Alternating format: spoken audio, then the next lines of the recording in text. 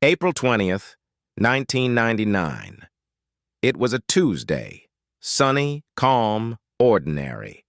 At 11:19 a.m., two boys walked into Columbine High School. They weren't late for class. They came to destroy it. By the time the day ended, 12 students and one teacher would be dead, 21 others wounded. And America would never look at its schools the same again. Based on real events. A retelling of the day the world changed forever. But before we dive into the details of the story, kindly drop in the comment section the location you are watching from and push the subscription button for notification on captivating and interesting stories on Chase Studio series. Now let's continue with the story. Columbine was nestled in Littleton, Colorado. Quiet, upper-middle class, a suburban dream, the kind of place where parents left the front door unlocked, where kids rode bikes till sunset, where a school shooting was unthinkable. But beneath that surface, two students were quietly unraveling. Eric Harris, 18, charismatic, intelligent, calculating. He kept a journal. In it, he wrote things like, "I hate you people for leaving me out of so many fun things. You've given us crap for years." Dylan Klebold, 17th shy, depressed, artistic. He wrote, "I'm so lonely, I don't belong." Together they weren't just misfits. They were a match lit in a dark room. And they were planning something unthinkable. Eric had a website. On it, he wrote about bombs, guns, death. He posted homemade pipe bomb recipes, threatened classmates by name. A parent found it, reported it to police. A file was opened. Nothing was done. Eric had even been arrested a year earlier for breaking into a van. He and Dylan were sent to juvenile diversion. They smiled through therapy, wrote apologies. All the while, they kept building bombs in Eric's basement. They recorded videos. Eric, in video, mocking tone, "Today's the day we die, but before that, we're going to make history." Nobody saw them. Nobody believed two awkward teens could become monsters. The plan was detailed, cold, military style. First, they'd plant propane bombs in the cafeteria, timed to explode during the busiest lunch period, kill hundreds. Then, as students fled, they'd open fire from the parking lot, pick off survivors, detonate car bombs. If all went right, Columbine would become the deadliest school massacre in history.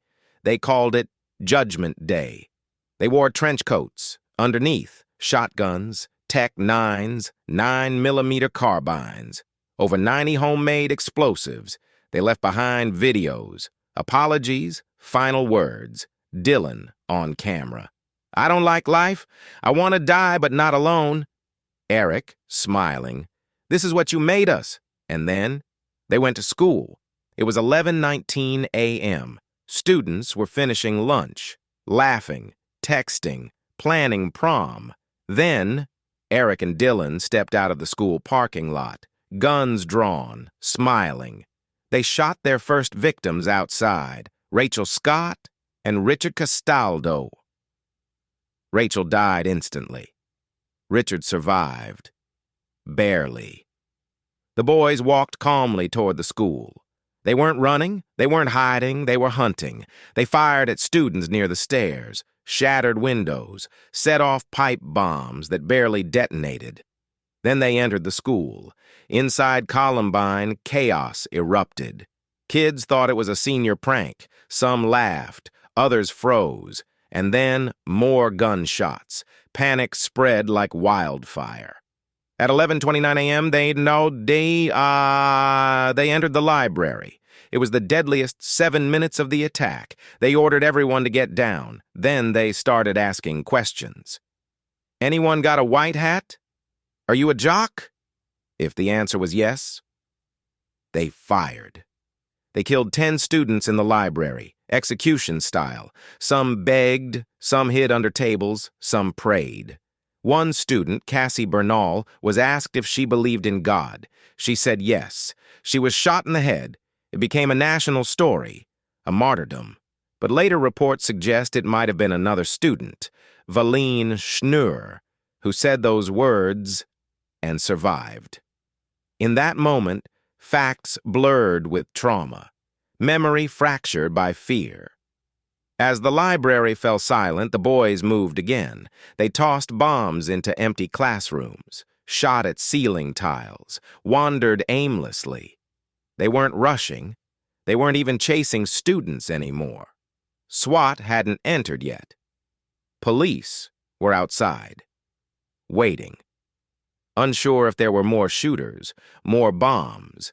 Inside, students hid in closets, locked themselves in bathrooms. Some called 911 from under desks. Girl whispering on 911 tape, "There's gunfire. Please. I'm so scared." In the cafeteria, one of their propane bombs caught fire, but never fully exploded. Had it gone off, hundreds could have died. At 12:08 p.m., nearly 49 minutes after the first shot, Eric and Dylan walked into the library. They turned their guns on themselves, and just like that, it was over. For nearly 5 hours, students remained trapped inside Columbine. SWAT teams finally entered, slowly, room by room. Not knowing if bombs were rigged, not knowing if the shooters were still alive. Bodies were everywhere, hallways littered with backpacks, cafeteria trays overturned. A fire had started. Smoke filled the air. Some students crawled out through broken windows. Others were carried out by officers, bleeding, crying, shocked. One girl was carried out in a janitor's arms, whispering, "Am I going to die?" She didn't, but 12 of her classmates did, and one teacher, Dave Sanders, bled to death waiting for help. He'd been shot while trying to protect his students. For 3 hours, he waited for paramedics who couldn't reach him.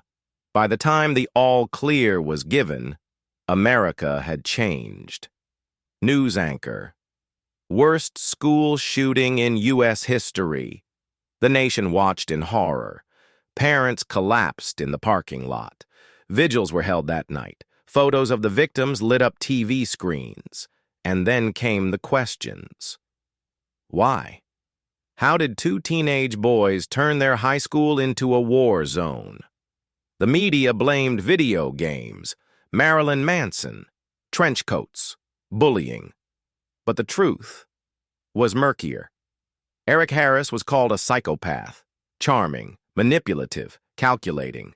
Dylan Klebold was suicidal, depressed, anxious, angry. Together they fed off each other's darkness. Their journals revealed months of planning, drawings, hit lists, bomb blueprints. They wanted infamy. They wanted to make history by blood. They succeeded.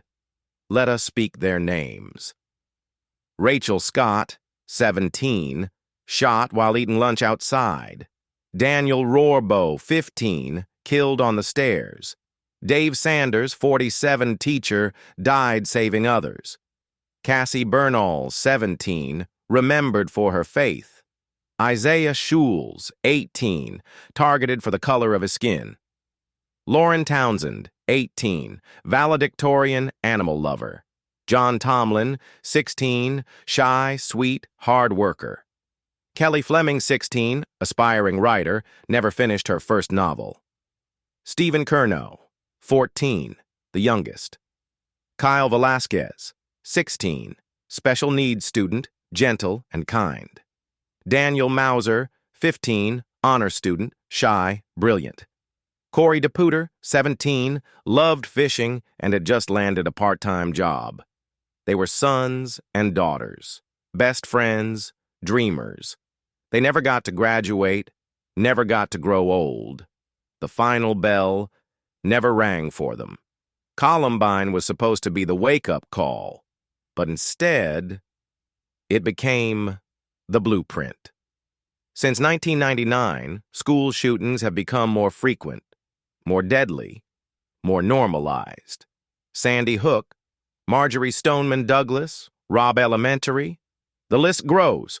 The ages get younger. In Columbine's shadow, a new generation grew up rehearsing lockdown drills, learning how to barricade a classroom, how to hide, how to survive. This is childhood in America now. Out of tragedy came movements. Rachel Scott's family started Rachel's Challenge, a program to spread kindness and prevent bullying. Students organized anti-violence walks. Victims' families became advocates. Some chose forgiveness. Others never healed. Security changed. Metal detectors, clear backpacks, armed guards. But even now the debate rages. Is it mental health? Is it access to guns? Is it culture? And through it all, children keep dying. On April 20th, 1999, 2 boys walked into Columbine High School and left behind a nation forever changed. We remember the horror, but we also remember the bravery. Students pulling others into classrooms, teachers shielding kids with their bodies, 911 operators staying calm, parents holding their children a little tighter that night. Columbine was more than a tragedy. It was a turning point, a before and an after, and still. The question echoes through empty hallways, locker-lined corridors, and unspoken fears whispered by children. Could it happen here? The final bell never rang at Columbine, but its silence still speaks. Dedicated to the 13 lives lost on April 20th, 1999, we will never forget. If you enjoyed this episode of Chase Studio Stories, please like, subscribe, and turn on notifications. Your support helps us continue to share impactful and meaningful content.